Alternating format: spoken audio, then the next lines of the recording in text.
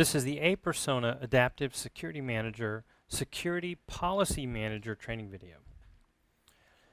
In the aPersona ASM, there is this concept of a security policy. A security policy is made up of a number of settings, and in the system you can have as many security policies as you would like. You could have numerous applications all calling and validating against a single security policy, or you could have one application using more than one security policy for login and post-login types of transaction validations. It's completely up to you. It's very, very flexible. So in our little training video, I'm going to create a couple of different security policies, and then we'll use those later on in future training videos when we attach an application or send transactions to the aPersona Adaptive Security Manager. So the first thing I'm going to do is add a new policy. Now, the first thing you noticed here is the policy name and key. So we're going to create a key, and we're going to call it login policy 1.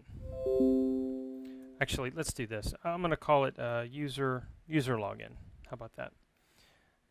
For the sake of time, I'll just rename it here. The policy label is internal. The service name is the name that will be used in any email communications with an end user, or SMS or voice communications with an end user.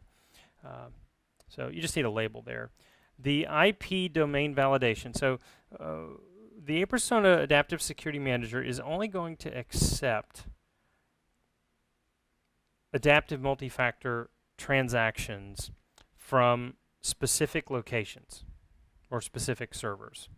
And in this case, you can put whatever you would like here in order to lock down the IP address or the domain for which aPersona will allow transactions in. So if we're doing testing, I can put .* here, and it'll effectively let any server anywhere in the world send a transaction to this particular security policy. If I had a specific public IP for my location, you wanted to lock everything down to that, and let's say it was 95.34.25.26. You just put that in there, and aPersona will only allow transactions coming from that IP address. You can put more than one in here if you'd like. You could have an internal one. Well, we're not on an internal network, but if you were running this internally, 10.5.1.4, for example. You can also put in asterisks, as you see over here to the right. If you wanted to put in 95.45.3. Asterisk, then anything certainly with that particular subnet would be allowed in. So for our testing purposes, I'm going to put a .* just so that all transactions will be received. The server time zone, just pick the time zone that you'd like to see. Any log files, that kind of thing, will be put in that specific time zone. And then you need to create a policy API key. This is a strong API policy key that you create. It's completely up to you. I like to give it a name. Later on, we're going to do a little test with a PHP application, so I'll call this PHP PHP login, and then give it a key. And it can be anything, but let's make it some sort of a strong key there. All right. Now let's go to the next tab, confirmation method. So the default behavior for aPersona when a transaction comes in is to validate it with forensics and with its adaptive engine. That is the default mode, and that's what is selected here. We'll talk a little bit more later about what that means. The system also supports learning mode. So in a learning mode situation, aPersona is just learning all the forensics associated with every transaction that comes in. And if you want to do a learning, you can say learning. Let's learn until the end of November, for example, in this case. You can also re-engage the active mode after some number of transactions. So in this case, 4, let's say. So in this setting, this security policy will learn until the end of November, or until any user, by user, gets 4 transactions, and for that user on the 5th transaction, it'll actually move to active forensic mode for that one user. So this is a great way to migrate your way on to full adaptive multi-factor without having your end users ever even knowing that you're doing it. This next setting here is if you want to create a security policy that challenges the user every single time without even evaluating it, that's what that setting's for. If you need a security policy to do that, you just create one and set that there. If for some reason you're doing maintenance and that type of thing, you can put the system in maintenance mode, or the security policy in maintenance mode, and it'll just respond as if everything is fine for all the transactions while it's in maintenance mode. All right, so let's choose active forensic mode, and let's go into the policy forensics. So this is the adaptive engine, and in this adaptive engine, we're going to look at the settings. So the first thing is man in the middle. Man in the middle does an IP comparison check between what the client is reporting as its public IP and what the server is reporting, the IP address of the client. Those should always match. The reason why we have an on-off switch here is that you have to consider the fact that if you have man in the middle on, and you do get a man in the middle type of a check, something's wrong or there's a man in the middle detected, you have to be ready from a help desk perspective, obviously, to deal with that, to really talk with the end user, maybe run some diagnostics on their machine and that kind of thing. So the default mode is off, but it could be turned on, probably more for an internal use case for employees, that kind of thing. Then you have the policy forensic level. So the forensic level is essentially, we have level 1 and level 2. There's a bunch of other levels coming. And what the validation is going to look at in level 1 is it's going to look at a device key factor that we generate on the device, or it's going to look for the specific NAT IP of the user, or a one-time use cookie. These specific factors all change actually at different rates depending on the device the user's using, where they're traveling, and where they happen to be in terms of what network they're on. And the cookie device ID is actually a transactional ID, and it flips literally every single time you run a validation. So all these factors change. Nothing is static. We think that's certainly an important fact of our technology. But you select the level here. So level 2 is a little more restrictive. So level 2 says aPersona is only going to allow transactions in where the device key and the specific ISP and geography are aligned and have been seen before. Or it's going to look for that transactional cookie. So either one of those, it'll allow the transaction. And that's, again, part of the security policy. There's a number of other levels coming. All right. So if you want to add, beyond that, if you want to add an application defined field, so this would be maybe post login, where you want to run a transaction and validate that a specific field or number is below a certain threshold, that type of thing. So we could say we really want to see, we only want to allow transactions with, let's say there's a specific value of 15,000. You know, maybe it's a banking system. Maybe you want to make it 1,500. Let's make it 1,500. 1,500.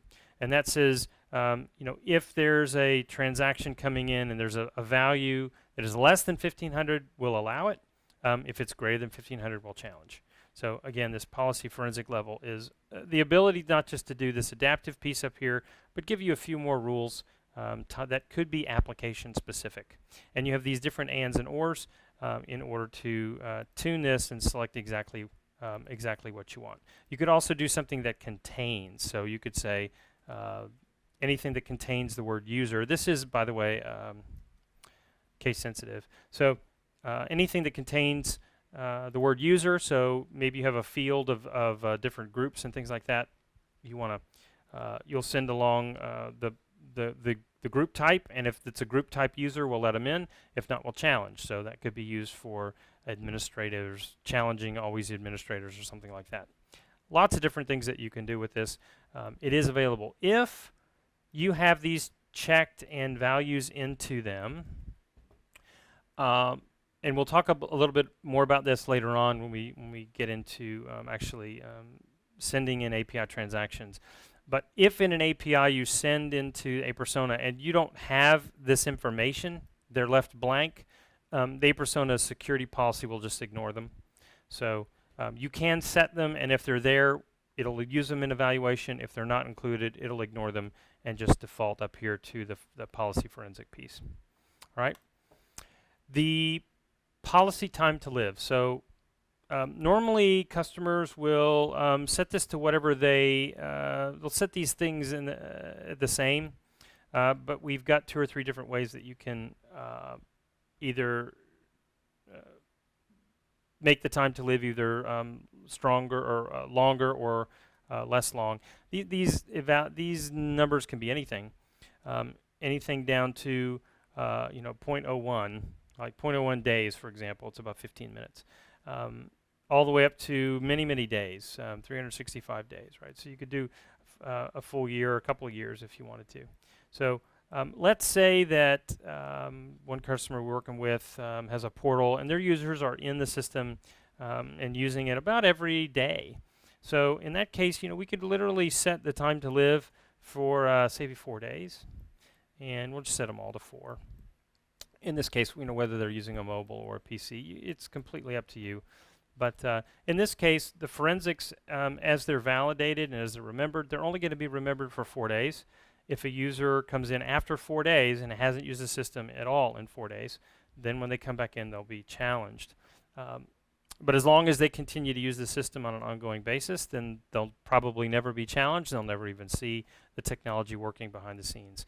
If a system on average, people will use it once a month, then maybe we want to set this for 60, right? So we can set this for 60. The first, second, and third through N is if for some reason you wanted to extend after the first transaction, or the second, or the third, the fourth. If you wanted to make them slightly different, you could. But in general, most customers leave these the same. That's more of an advanced thing, advanced tuning, but it is available if you want. So there you go. We've set it for 60. All right. Now, if aPersona needs to validate a user, this is the Passcode Settings tab. So you can set the length of the passcode from 4 to 8. Here is, again, the lowest common denominator. This is the user email address that it'll use to send the one-time passcode. If you want to override that with SMS or voice, that's like on another video. But email address is certainly the lowest common denominator, the easiest to implement. We do send out an email. This is the subject and the body that will be sent out to the user. You can see these bracketed labels here. So this service name right here is the same name that is right there in that service name. The one-time passcode is the OTP. So in this case, we're putting it in the subject line, and it's also down here. You can see that we support all the HTML tags and things like that. So you can, in this case, the one-time passcode is white with a green background. And you can put any message that you want in here, but just note that you've got these tags that you can use inside the email address to send information in the email as it goes out. Now,